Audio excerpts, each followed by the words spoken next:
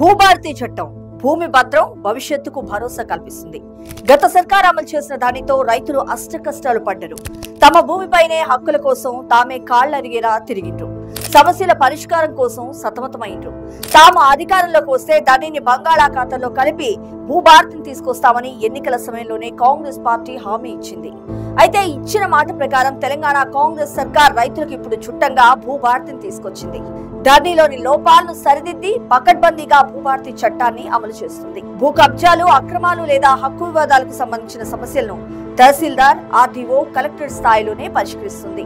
2014కు ముందు సాదా కాగితం లేదా ఒక బాండ్ పేపర్ పై భూమి కొనుగోలు చేసి 12 ఏళ్లుగా సాగు చేసిన రైతులు దరఖాస్తు చేస్తే వారి భూమిని పరిశీలించి పట్టాదారు పాస్బుక్ లో అప్డేట్ చేస్తున్నారు. ఇక మ్యూటేషన్ ప్రక్రియ ఈజీ అయిపోయింది. ఇప్పుడు భూభారతి ద్వారా మ్యూటేషన్ దరఖాస్తులు కేవలం 30 రోజుల్లో పరిష్కరించకపోతే 31వ రోజు ఆటోమేటిక్ గా అది మ్యూటేషన్ జరిగిపోతుంది.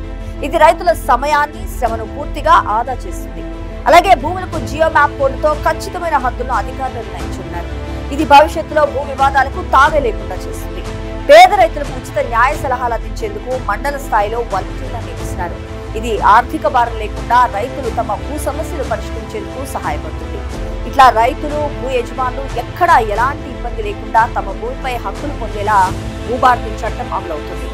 రైతులపై తెలంగాణ కాంగ్రెస్ సర్కార్కున్న కమిట్మెంట్ కు ఇది నిదర్శనంగా నిలుస్తుంది.